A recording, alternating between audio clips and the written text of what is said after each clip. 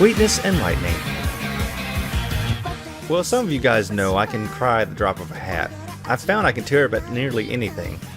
Well, at least three things that really get me. Sadness, beauty, and cuteness. And boy howdy does this show have the latter. It follows that of a teacher named Kohei, who is a single father to the cutest freaking child ever.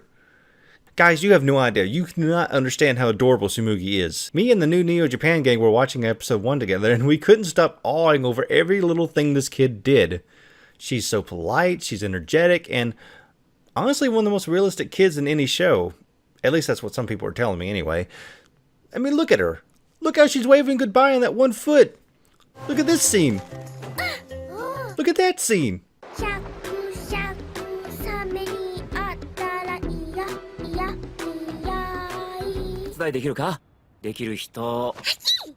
Oh my god, she just squeaked! Oh, it's official. It's official. It's official. She's my daughter, Rue. First was Kate Marsh from Life is Strange, but now it's Tsumugi.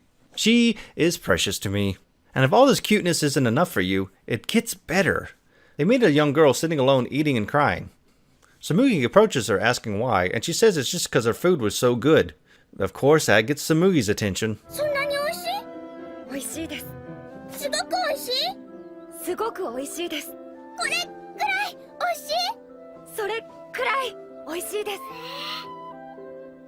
Well, it turns out the girl is one of Kohei's students, Kotori, whose mother works at a restaurant. Later, after Tsumugi not quite finishes her meal, Kohei asks her about the meal.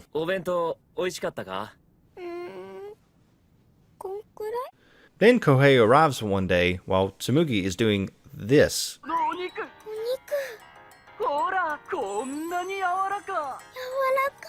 Now, in this moment, Tsumugi says a sentence that I didn't catch the first time. Yeah, her mother is dead, and Tsumugi revealed here that either she doesn't understand it or just doesn't know. That really hits me. And it hits Kohei as well. Desperate to give his daughter a better meal that night, he rushes to the restaurant. Arriving, he finds that it's just her there. Her mother is out and the store is closed. But she insists on cooking for them. It's here where I first started to fall for Kotori. She did seem a little awkward at first and somewhat standoffish, but just look at her here. Just look at her face. Look how freaking happy she is to have cooked something and it turned out good. And look at her expression when she bites into the food. She is in such bliss. Even Kohei notices this. But then he looks at Tsumugi and... Guys, you gotta give me a minute. Guys, every single time I see this child's face here, I am in tears. The look of pure wonderment, satisfaction, and enjoyment in that face breaks my freaking heart. And the same happens to Kohei. And it's understandable because this is the first time he's seen that face on Tsumugi since her mother passed away. The look that she had every time she ate something her mother cooked. And guys, that's pretty much what the show is throughout. After finishing the meal, Kotori requests they do this more often. Yeah, that seems odd, and yes, it did raise a few eyebrows, including mine, but basically what's happening here is she's wanting to do this because she's afraid that the store might be closing with how often her mother is out. The rest of the show is just that, them creating different foods, all while dealing with the trials of a single parent raising a child. So it's a slice-of-life cooking show, really, and an amazing one at that. You honestly could watch them cook and learn from it. The relationship between these three is just amazing. Personally, I like to look at the situation as if Kotori becoming sort of a adopted daughter. Now, one last thing I want to mention is what another reviewer, Bennett the Sage, said on the show. He enjoyed it, which to me is a little shocking because he seems to hate cutesy stuff, but he did make one very good point. As both he and I grow older, the generic anime story following some high school student gets less and less appealing. And Sweetness and Lightning is for people like us around the age of 30. It's a story from a perspective of an adult dealing with pretty much an adult situation, dealing with issues adults can relate to. And he's right, the show is definitely something for the older otaku out there. To me, Sweetness and Lightning is food for the soul, and I highly suggest you take a bite.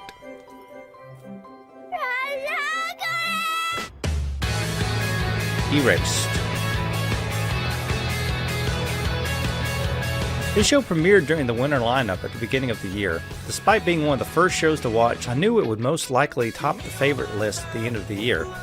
Now, this feeling didn't happen after completing it, but just from the very first episode.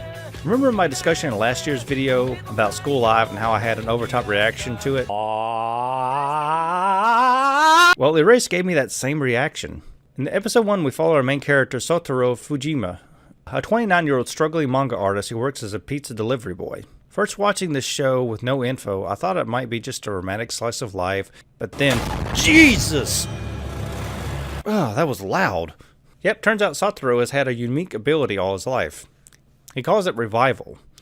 Every so often, time suddenly sets back, usually 1 to 5 minutes, and always before a tragedy.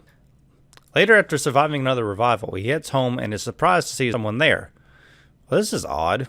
He said earlier he wasn't interested in girls at the time, so who is this hotness in his... Mom? That's his mom? But she's still hot. He's 29. How old was she when she gave birth to him? 15? Man, that is amazing for 52. Anyway, a story on the news reminds Satoru of a kidnapping that happened while he was a child. A girl was abducted and an old loner who Satoru hung out with was arrested and charged for the crime. Satoru feels a form of guilt for both the girl and friend who he feels was wrongly accused and...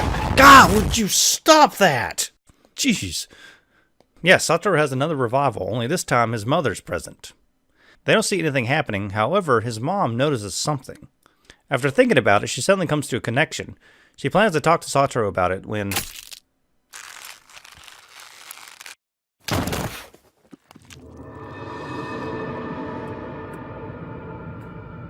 Satoru arrives to find his mom dead, and a neighbor walks in thinking that he was the one that killed her. Faced with the cops and impossible odds, he begins to run, and then...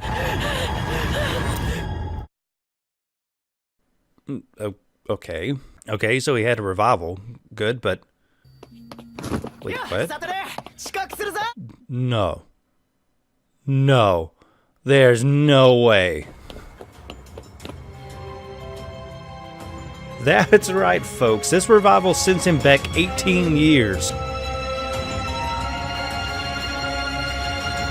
Not only will he have the chance to save his mother, but to save the lives taken by that serial killer, including the little girl he felt guilty for never speaking to.